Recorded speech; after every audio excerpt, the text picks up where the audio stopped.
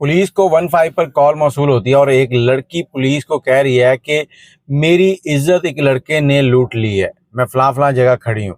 अस्सलाम वालेकुम, कैसे हैं आप लोग। मैं हूं आपके साथ अदनान। और कुछ अर्सा पहले एक एफआईआर दर्ज होती है, उस एफआईआर में जो कुछ हुआ ये आपके लिए एक सबक के तौर पे बड़ा अहम है। इसको सुनिएगा और शेयर जरूर कीजिएगा ताकि कोई और ऐसे जाल में ना फंस सके। एक पुलिस को कॉल मौसूल होती है, एक नया नंबर होता है एक रिक्शे वाले का, और जैसे ही पुलिस उस जगह पहुंचती है, रिक्शे वाला कहता है कि एक औरत खड़ी थी लड़की, उसने मुझे कहा कि मेरी इज्जत लुट गई है, मैंने कॉल करनी है, मेरे पास मोबाइल नहीं है तो अपने मोबाइल से कॉल करवा दो। फलां फलां जगह पे उसने कहा कि मैं जाके खड़ी हूँ, मेरा उस तरफ घर है, तो पुलिस को उधर भेज देना। अब इस रिक्शे वाले ने पुलिस को उस तरफ भेज दिया। जब पुलिस आगे पहुंची है तो आगे लड़की एक जगह पे बैठी है और रो रही है कि मेरी तो इज्जत लुट गई। पुलिस ने उसको लिया और उससे पूछताछ की। जो इब्तदाई सवाल थे उसने कहा जी इस तरह से मैं मोटरसाइकिल पे अपने गांव की तरफ जा रही थी, एक नौजवान था मोटरसाइकिल पे आ रहा था, मैंने उससे लिफ्ट ली है और लिफ्ट लेने के बाद फलां फलां नहर का जो आगे छोटा रजवाया जा रहा है उसके ऊपर झाड़ियां हैं, उन झाड़ियों के पास जाकर उसने मेरी इज्जत लुटी है, मेरे साथ ज्यादती की है। अब पुलिस जो है इसको लेके थाने चलेगी। थाने लेडीज कांस्टेबल का बंदोबस्त किया गया, इससे सवाल जवाब किए गए, इसने अपना जो भी था बयान वो रिकॉर्ड करवाए और पुलिस की तरफ से एक एफआईआर लॉन्च कर दी गई। अगले दिन पुलिस ने इस लड़की को लिया और लेकर उसी जगह पर पहुंचे जहां पर ये लड़की बता रही थी कि मेरे साथ उस नौजवान ने गलत हरकत की है, मेरी इज्जत के साथ खेला है। जब पुलिस वहां पहुंची तो बड़ी बड़ी झाड़ियां थी और झाड़ियों के बीच में कुछ जगह ऐसी थी जहां पर ऐसी था कि जैसे एक दूसरे के साथ धींगा मुश्ती की गई हो। अब पुलिस परेशान है और देख रही है, और लड़की से जब पूछ रहे हैं कि लड़का कौन था, लड़की सिर्फ ये बताया कि उसने फला रंग के कपड़े पहने हुए थे और इस तरह का उसका कलर था। अब मोटरसाइकिल का नंबर पूछा तो लड़की कहे मुझे नहीं पता, और लड़के का नंबर वगैरह वो कहे मुझे नहीं पता, और दूसरा ये कि लड़के का नाम कहे मुझे कुछ भी नहीं मालूम, मैंने तो बस लिफ्ट ली थी और लिफ्ट लेके जा रही थी। तो इस तरह से इस नौजवान ने मेरे साथ ये काम कर दिया। अब पुलिस ने वहां के जो आसपास के गांव थे वहां से तफ्तीश शुरू कर दी, क्योंकि 15 पे कॉल थी और इसका कुछ ना कुछ तो जवाब देना था। अब पुलिस ढूंढ रही है लेकिन वो नौजवान नहीं मिल रहा। शाम हो गई, शाम को फिर लड़की के वारिस जो है वो भी पीछे आ चुके थे। पुलिस ने उसको हॉस्पिटल भिजवाया, कुछ सैंपल वगैरह लेने थे, ये मामला चल रहे थे। और वारसान ने जब लड़की को थाने में देखा नहीं है तो वो हॉस्पिटल पहुंच गए। अब हॉस्पिटल पहुंचने के बाद लड़की के वारसा जो है वो बड़ी बातें करें, कोई कहे कि हम बदला ले लेंगे, हमें एफआईआर नहीं करवानी, कोई कुछ कहे, लेकिन ऐसा जो था उसने कहा कि अब कॉल आई, अब पर्चा तो होगा, अब कार्रवाई पुलिस ने ही करनी है, आप लोग इत्मीनान से सब्र रखें, इंशाल्लाह आपको इंसाफ मिलेगा। और दूसरी तरफ लड़की जो है उसके कुछ बयानात गलत भी हो रहे थे, कुछ सही हो रहे थे, क्योंकि अब तक लड़का जो है वो सामने नहीं आया था। अगला दिन आया तो जो लड़की के वारसा हैं वो थाने पहुंचे और उन्होंने कहा कि हमने लड़का ढूंढ लिया है, क्योंकि पुलिस जो कोशिश कर रही थी उसमें वो नौजवान नहीं मिला। तो पुलिस ने पूछा कि कैसे ढूंढा, वो कहते जी इस तरह से फलां जगह पे हमने बताया, तो लोगों ने कहा कि इस टाइम पे फलां नौजवान गुजरा है, वो फलां गाँव का रहने वाला है, तो हम उसके गाँव में पहुंचे हैं, ये उसका एड्रेस है, तो आप वहां पर पहुंचे। अब पुलिस खुश भी थी कि चलो केस सॉल्व हो रहा है। अब पुलिस वहां पहुंचती है अपने नफरी लेके साथ, लेडी कांस्टेबल भी है वहां पहुंचे। लड़की को कहा कि आपने नीचे नहीं उतरना। लड़की से पूछा, लड़की कहती वो जो डेरा है वहां पर वो जो नौजवान काम कर रहा है वो नौजवान था, उसके साथ उसका एक चचा, एक उसका वालिद, वो भी वहीं पे काम कर रहे हैं। पुलिस उसके पास पहुंची है, नौजवान के चेहरे पर कोई खौफ नहीं था, जैसे कुछ हुआ ही नहीं है।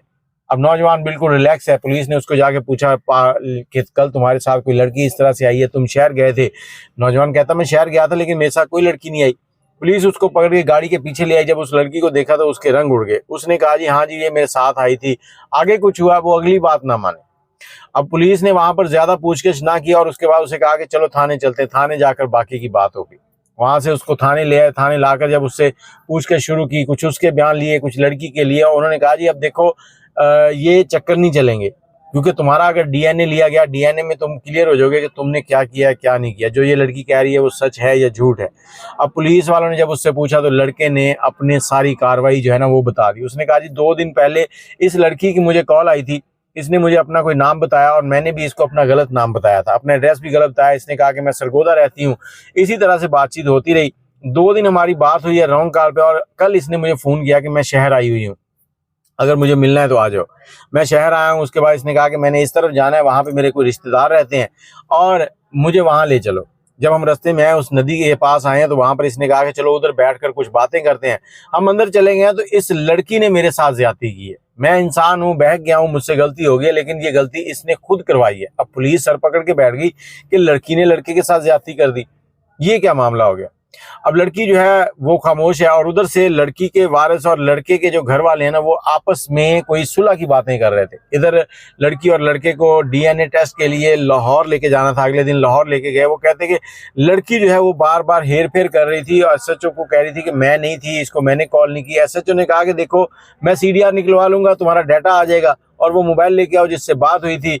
ये सारी बातें सामने आने लगी और ऐसा ऐसा पता चला कि वाकई लड़की ने ही चक्कर दिया था। अब लाहौर पहुंचे, उधर वो दे दिया गया, सैंपल वगैरह दिए गए। वहां पर भी लड़की ने चूं चां की, आज नहीं कल के 72 घंटे के अंदर अंदर सैंपल देना होता है। वो 72 घंटे गुजारना चाहती थी। अब वहां पर एसएचओ ने कोशिश की और उस दिन उसके सैंपलिंग होगी, क्योंकि वो आखिरी दिन था। अगर वो दिन गुजर जाता तो अगले दिन 72 घंटे से ज्यादा हो जाने थे, काम और खराब हो जाता। तो एसएचओ की कोशिश की वजह से सैंपलिंग हो गई, वापस आ गए। जब वापस आए तो पता चला कि ये जो दोनों फैमिलियां, इनके आपस में सुलहनामा होने जा रहा है। और एसएचओ कहते हैं कि इन दोनों फैमिलियों के बीच में जो एक बंदा था जो सुलह करवा रहा था, दोनों फैमिलियों का जो टाउट था, उसने पहले लड़की की तरफ से खड़ा था। जब बाद में बात चली तो वो पता चला कि लड़के वालों का भी जानने वाला, तो वो दोनों की आपस में बातचीत करवा रहा था। और इसके पीछे जो असल कहानी थी वो ये थी कि ये उसी इलाके का एक गैंग था। लड़की वाले जो थे, लड़की वाले गैंग थे। लड़के के वालिद ने जमीन सेल की थी 30 लाख रुपए की, को 2 दिन पहले, और वो जमीन पैसे जो थे उसके पास थे। लड़की वालों ने प्लान बनाया कि कोई अच्छा हाथ मारते हैं, इस लड़के को फंसाते हैं, इस तरह से उसके ऊपर पर्चा डालेंगे, उसके बाद उनसे पैसों की डिमांड करेंगे। बाहर ही बाहर उन्होंने उससे 10 लाख की डिमांड की। लड़के का वालिद जो था उसने कहा जी बेशक मेरे लड़के को फांसी लगा दो, मैंने पैसे नहीं देने। इसने ये गलत काम क्यों किया? और फिर लड़के के जो मामू थे, कोई चचा थे, उन्होंने मिल मिला के कुछ 70-80 हज़ार रुपए इकट्ठे किए और वो लड़की वालों को दिए। और इस पर वकील उनको फिर अदालत ले गया, फिर कुछ बयान हुए, उनकी सुलह हो गई और उसके बाद ये मामला जो है वो ख़त्म हो गया।